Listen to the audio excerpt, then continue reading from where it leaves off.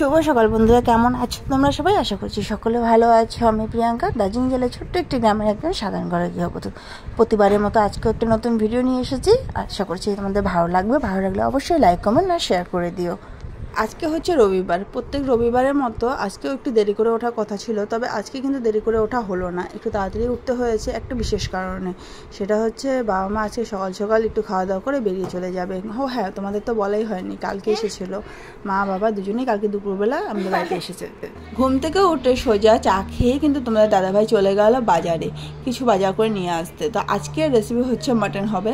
মাটনটা আমাকেই রান্না করতে বললো, কারণ কালকে রাতে নিয়ে আসার কথা ছিল। তো এনে যদি ফ্রিজে রেখে দিই সেটা টেস্ট নষ্ট হয়ে যাবে, যার জন্য আজকে সকাল সকাল গেছে বাজার করতে।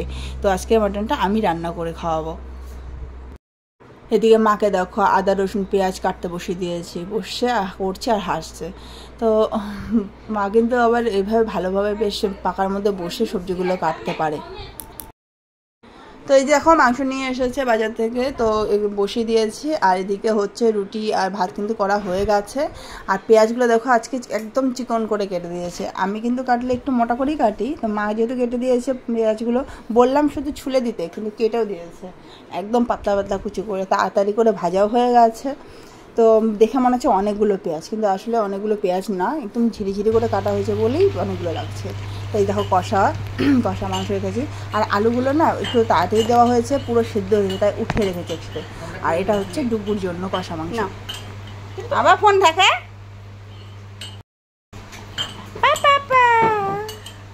কি করি রে চামচি দিয়ে বাবা বাবা।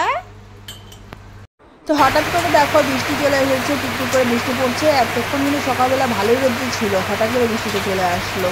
এই বৃষ্টি হওয়াতে কিন্তু ওয়েদারটা অনেকটাই ঠান্ডা ভাব চলে আসছে। কিন্তু আবার ভাই আসার কথা, ও রওনা দিয়েছে, বৃষ্টিতে ভিজলো মনে হয়। গাছের পাতাগুলোতে যত ধুলোবালি লেগেছিল বৃষ্টির জন্য, প্রত্যেকটা পাতা ধুয়ে দেখো কত সুন্দর সবুজ মনে হচ্ছে, এত সুন্দর লাগছে না দেখতে। শুভ সকাল বন্ধুরা। তো দেখো রান্না কমপ্লিট হয়ে গেছে। মাংস নিয়ে আসলে তোমাদের দাদাভাই সকাল সকাল গিয়েছিলো বাজারে, গিয়ে এই যে মাংস নিয়ে আসছে। তো বাবা মা কালকে দুপুরবেলার পরে এসেছিলো। তো তারপরে এতটাই ব্যস্ততা, মানে ব্যস্ততা বলতে গেলে হয়েছেটা কি তোমরা তো জানোই একটু কীরকম।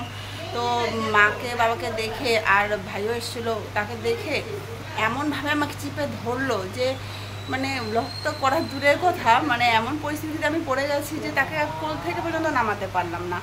তারপরে আস্তে আস্তে যখন একটু ঠিক হলো, তখন তাদেরকে মাকে বাবাকে ওদেরকে খেতে দিলাম। তারপরে আস্তে আস্তে একটু ফ্রি হলো, বিকেলবেলা উঠেও সে কান্নাকাটি। তো সন্ধ্যার পর থেকে আবার মায়ের কাছে যাচ্ছে, এখন অনেকটাই মানে ফ্রি হয়ে গেছে মায়ের সাথে। মানে এটুকু ওর মনে পড়েছে যে আগে যে মায়ের সাথে খেলতো, এটুকু মনে পড়ছে। কিন্তু বাবার সাথে এখনও পর্যন্ত ফ্রি হয়নি। ওকে বাবাকে দেখলেই চোখ বন্ধ করছে, কান্নাকাটি করছে, থাকছে না, যে বাবা যে ঘরে আছে ওই ঘরে যাচ্ছে না। তো যাই হোক ওভাবে আছে, এখনও মার কোলে আছে। রান্নাটা করছি আমি সকালবেলা। তো ঘুম থেকে উঠি, তো আজ ভাবলাম যে রান্নাটা কিছুটা আমি এগিয়ে দিই, কারণ হচ্ছে মায়ের পক্ষে একা তো করে, একাই তো রান্না করে। তো একটু চাপ পড়ে যায়, তাই না? বেশি একটু আইটেমটা হয়ে যায় বা সব কিছু বেশি বেশি হয়ে যায়। তো একটু যদি এগিয়ে দিই, করে দিই, তাহলে একটু তাড়াতাড়ি হয়। আর রুটিটাও রোজ যা রুটিটা করা হয় তার থেকে কয়েকটা রুটি নিশ্চয়ই বেশি হয়, তো সেটাও চাপ পড়ে যায়। তাই ভাবলাম যে সকালবেলা উঠে স্নানটা, মানে মাথাটা মানে ভিজাইনি, গলা পর্যন্ত পুরো সাবান দিয়ে ভালো করে স্নান করে নিয়েছি। তো নিয়ে একবারে স্নানে না থাকা যায় না, এত গরম। তো স্নান করে টুরে তারপরে এই যে রুটি করলাম, ভাত করলাম, আর এই যে মাংস বসিয়ে দিয়েছি, তোমার দাদাভাই নিয়ে আসছিলো। আর মার পরে এদিকে রান্না করবে সয়াবিন তরকারি। সয়াবিন তরকারির জন্য এদিকে দেখো যে আলু কাটা আছে। তো এই যে আলু কেটে আছে, মশলাগুলো কিন্তু এখন পর্যন্ত এসব করিনি। আলু কাটা আছে, মশলাগুলো কাটা হয়নি, কারণ শুধু মাংসের পরিমাণ মতোই মশলাটা কাটা হয়েছিল। আর এদিকে দুধ বসিয়ে দিয়েছি। একটু আগে যে দুধটা বসিয়ে দিয়েছিলাম, বসিয়ে দিয়ে খেতে বসেছি, পুরো দুধ উতলে পড়ে গেছে, মানে মাথা থেকে উঠে গেছে। তো আমি দুধটা বসিয়ে দিয়েছি। এবার আর সেই ভুল করবো না, কারণ নাহলে আবার সেই যে এই জায়গাগুলোতে পড়ে যাবে, আবার মুছতে হবে, পরিষ্কার করতে হবে, বেকার এক্সট্রা খাটনি হয়ে যাবে আমার। আর মাংসটা করতে গিয়ে কি বলতো, আরেকটা গন্ডগোল হয়ে গেছে, আলুটা বেশি মাত্রায় সিদ্ধ হয়ে গেছে, যার জন্য একটু উঠিয়ে রেখেছিলাম। তারপরে এই গরম জল দিয়ে এখন করছি। মাংসটার মধ্যে উঠে গেছে, হয়ে গেছে প্রায়।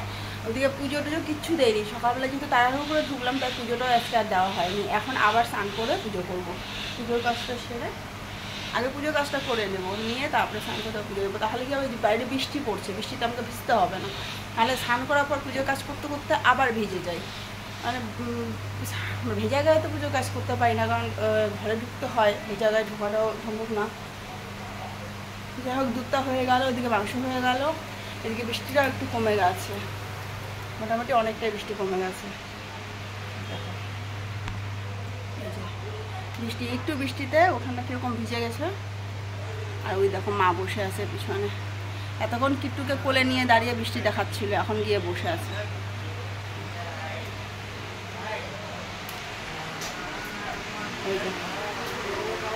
কোথায় বসে দেখো, ঘর নাই, ঘর পছন্দ হয় না, বারান্দায় বসে আছে মোড়ার মধ্যে।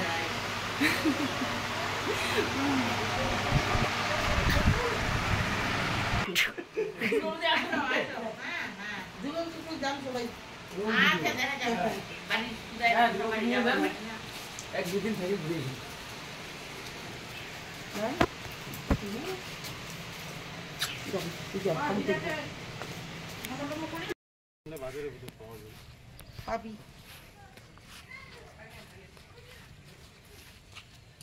রোদ্দুর কাছে উঠছে এই সময়, এখন উঠার মতো। তো ওই যে মা বাবা চলে যাচ্ছে, পিছনে ভাই আসছিল, ও বাইক নিয়ে যাবে, সামনেই টোটো আছে, টোটোতে নিয়ে যাবে, তারপরে ওদিকে গাড়িতে উঠে যাবে। যে পুচকু দেখো ওর মামাকে দেখে মাথা পুরো ঢেকে বসে, যে চোখ বন্ধ করে আছে, ঘুমায়নি কিন্তু। ওই যে ভাই আসছে, ও বাইক নিয়ে যাবে। আর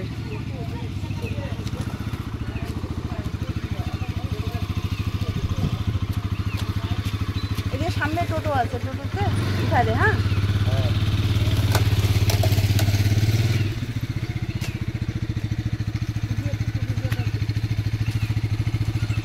একটা টোটো ডাকি নিয়ে আনা হয় ওইখানে, বাবাকে দাও এটা। খুশি হচ্ছে, দুজনে চলে যাচ্ছে। হ্যাঁ না, এখন তো দাদুকে দেখে দেখি। হ্যাঁ বাবার কাছে এখনো স্বাভাবিক হলো না।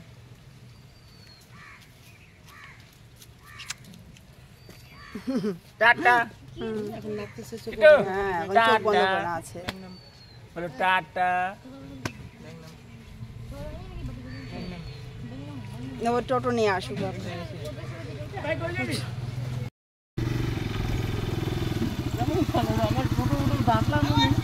হ্যাঁ ঠিক আছে, আসো, ফোন করে দিবা পৌঁছায়।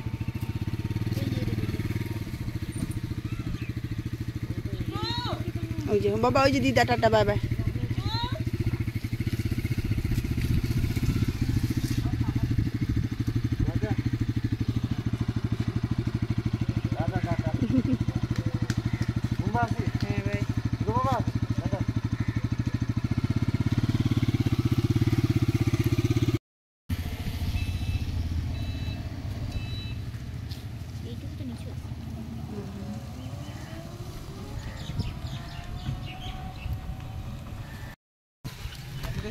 তো টোটো তো ডাকতে গেছিলো ভাই, এখানেও একটা টোটো দাঁড় করে দিয়েছে, তো ওখানে না গিয়ে পরে ভাই যে টোটোটা দাঁড় করলো মানে নিয়ে আসছে ওটাতেই গেল। তো এখন এখান থেকে তো বেরোলো, এখন প্রায় কটা হবে, 2:30, 3:30, 4:30, 5:30, মোটামুটি 7টা, 6:30, 7টা বেজে যাবে বাড়ি পৌঁছতে। তো গিয়ে তারপরে বললাম ফোন করে দিতে, জানিয়ে দিতে। তো মন তো একটু খারাপ হয়েই যায়, যতই হোক বাবা মা যদি এত দূর পর আসে, যদি আমি 2 দিন পরও দেখি, তারপরেও কিন্তু একটু হলেও মন খারাপ হয়ে যাওয়ার জন্য, তাই না? তো ভাবছি পুজোর সময় যাব, দেখি যদি গেলে আবার দেখা হবে, না হলে তো আবার কবে দেখা হবে ঠিক নেই। দূরে যাদের মোটামুটি অনেকটা দূরে বিয়ে হয়, তাদের এই একটা সমস্যা, যে হট করে ইচ্ছে হলো গিয়ে দেখা করতে পারি না, ইচ্ছে হলো যেতে পারি না। এই ফোনটা থাকাতে একটা কি সুবিধা, ফোনে অনলাইন কথা বলা যায় বা ভিডিও কল করে দেখা যায়। তো ভিডিও কল দেখা আর সামনাসামনি দেখা করে মা বাবার সাথে দেখা সাক্ষাৎ করা, এটা অন্যরকম না, দুটো তো একরকম না। যতই হোক সামনাসামনি দেখা করা সেটাই আলাদা। তো পুজোতে গেলে অবশ্যই দেখা হবে। তো এখন আমি খাইনি কিছু, পরে আবার স্নান করে পুজো টুজো দিলাম, কিছু খাইনি, কিটুর একবার খাওয়া হয়ে গেছে।